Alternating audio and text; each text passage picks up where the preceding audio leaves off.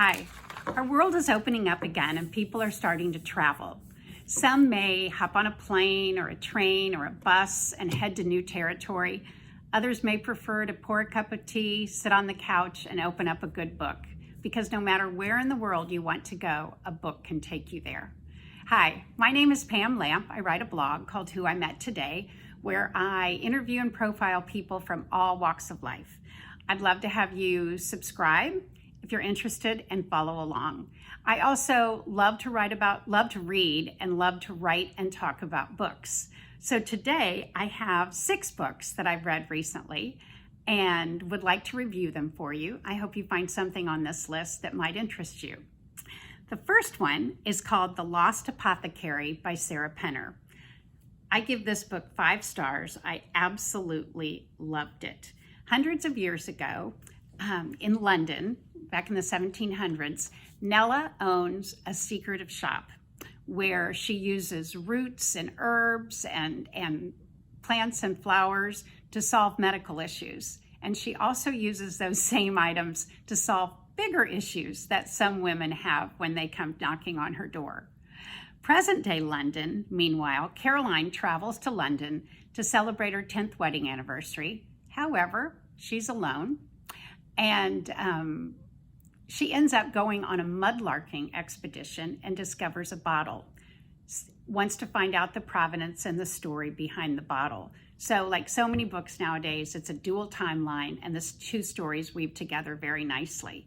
I wondered after I read the book if mudlarking was a real thing, and indeed it is. So I interviewed, a woman from London was nice enough to interview with me and wrote a story on my blog about a mudlarker. And that was interesting to hear what they pick up out of the river in London and the interesting history that's behind it. So The Lost Apothecary by Sarah Penner. Absolutely recommend that one. The next book is called The Lost Man by Jane Harper. And I have a feeling a lot of you are familiar with this Australian author. She's written dozens of novels. And a lot of them are centered around crime. The last 2 I reviewed, The Survivors and The Dry, were crime stories. This one is more of a family-driven story, and I really liked it. She proves that every single family has a skeleton in its closet, or many skeletons in its closet. No one is immune to that. Nate and Bub discovered their middle brother's body in the middle of the brutal Australian outback. Where was he headed and what was he doing? He certainly knew better than to head out in those elements alone. I thought the book started off a little slow, but then it picked up pace quickly and held my attention. I loved learning about the outback and the desert and how people are days away, hours and days away from conveniences, entertainment, and supplies. So I would highly recommend that book too, The Dry by Jane Harper. Oh, also, that book was published a couple of years ago, so it might be easy to get at the public library. The Cartographers by Ping Shepherd. I got it as an advanced copy. It just came out a couple of weeks ago, and I thank the publisher for that. As the name implies, about map makers. If you're old enough, and I think most of us are, you may remember going on a road trip. And, you know, if your family was like mine, my mom would be in the front seat with this map all unfolded, shouting directions to my dad. And then when she tried to fold it up again, it never went back the same way that it was supposed to. My brother and I were in the back seat arguing over whose space was whose. So that's what I remember at the road trips. But that roadside map is kind of the center of this story. It's about a magical roadside map and the people who will do anything to get their hands on it. We will travel from New York City to surrounding small towns to uncover a dangerous secret. We also learn how map makers include phantom settlements and intentional errors in the maps that they make. I found that very interesting. I'm not typically a fan at all of magic or fantasy, but this one was fun. I gave this one a try. I'm glad I did, and I really liked it. The Cartographers by Ping Shepherd. The next book is the only one I have the cover for, and I apologize for that. It's called The Paris Apartment by Lucy Foley.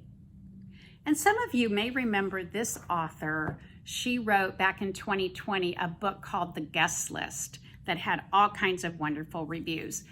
Confession, I think I like The Guest List better, but a lot of reviews say they like this one better, The Paris Apartment. So, different people like different things. Like The Guest List, it has short chapters. They're all narrated by the different characters in the book, and it moves along very, very quickly. I read it on a plane, and it's a perfect book for a plane or a train, or if you're waiting in the surgery waiting room for a family member. It goes along very, very quickly. Jess is kind of floundering in her life. She arrives in Paris to crash with her half-brother, Ben, but he's disappeared from his fancy, elegant apartment.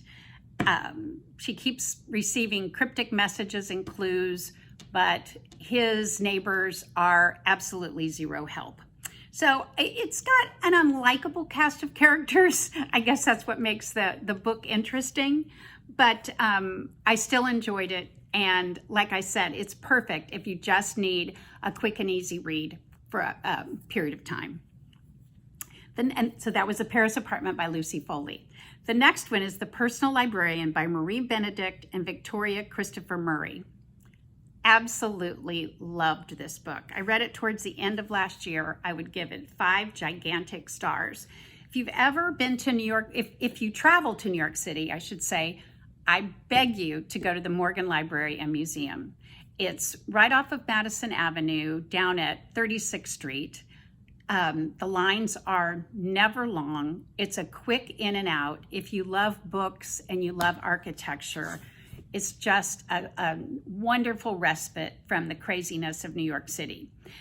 J.P. Morgan had this library built, his personal library, right next to his mansion on Madison Avenue. And he hired a personal librarian.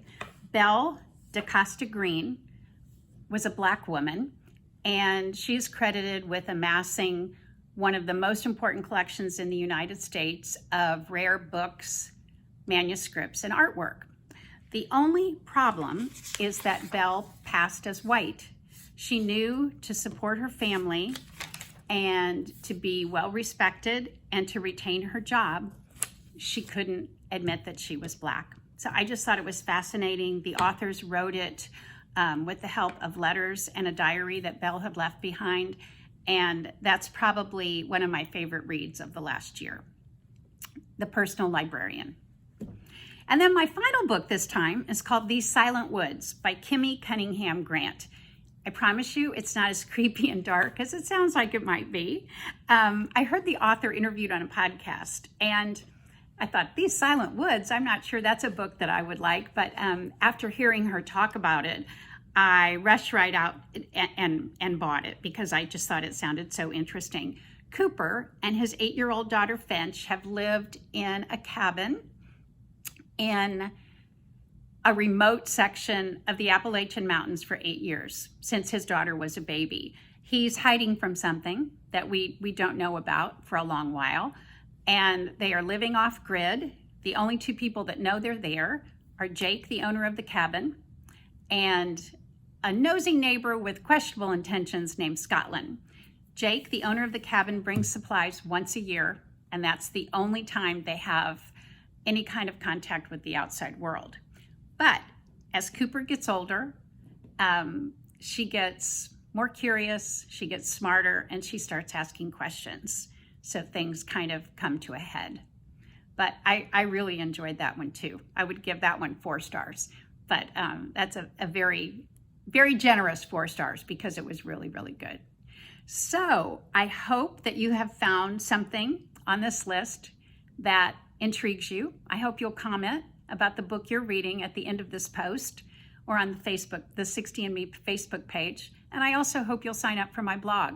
I send out a newsletter every other week with a story about a person, a few book recommendations, and then a couple of new things to explore that readers have recommended or I've fallen onto.